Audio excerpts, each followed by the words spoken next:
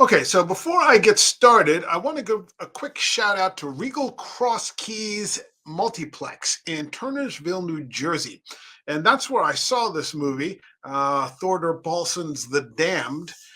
But Regal Cross Keys holds a special place for me because they occasionally beat my local multiplex to the punch with horror films, and they'll screen them or drop them a week before my usual venue, which I'm not going to mention because I don't want to disrespect that venue. They do a fine job, and I'm there 9 out of 10 times.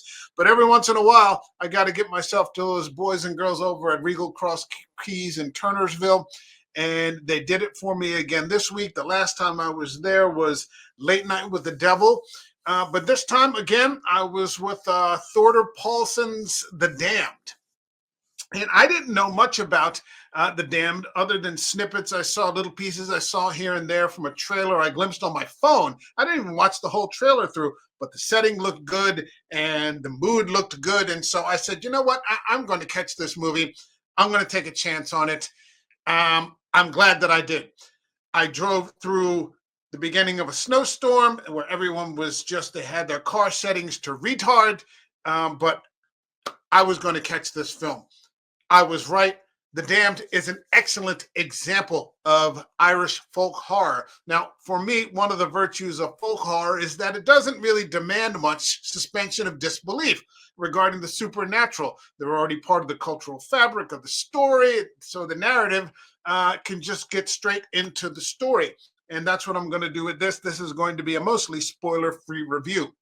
So it's set in the 19th century, and The Damned centers around a remote fishing station managed by a widow whose husband died there the previous year in an accident. It's a dangerous job, fishing in Iceland in the wintertime in the 19th century. I think fishing in general is dangerous, but even back then, even more so. She oversees the station for any fishermen that are brave enough to work in the harsh winters, barely scraping by. They're not starving, but when the movie starts, they're already stuck eating the bait fish. So the plot quickly escalates into these no-win situations, kind of like Star Trek's Kobayashi Maru test. Whatever decision that they have to make early on, and it happens early on, it doesn't take long to build, lives are at stake, and lives are going to be lost. If you pick one thing, lives are going to be lost. If you pick another thing, lives are going to be lost, maybe even more. So based on the decision that they make, it brings forth this supernatural creature from Norse mythology called a Draugr, which begins to attack the station, picking people off one at a time, seeking vengeance. I'm not going to get too far into it because, like I said, I'm going to keep this spoiler free, but I really, really enjoyed this movie. It's filmed in Iceland, so you've got very much a man versus nature, sort of overshadowing everything, then sort of delving into man against man as people from the team begin to be picked off, where they then start to delve into paranoia and illness spreading among the remaining crew. Um, it's a fantastic mood piece. It's dark. It has fantastic tension throughout the whole thing. It's not relying on gore or jump scares, but it does have effective examples of both.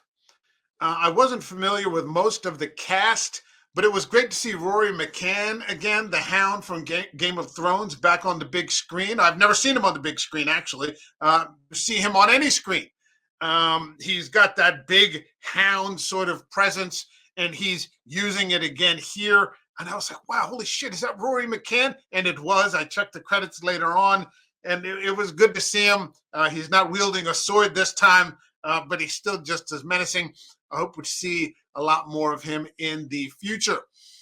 I'm not going to get too much into the ending. The ending is a little open to interpretation.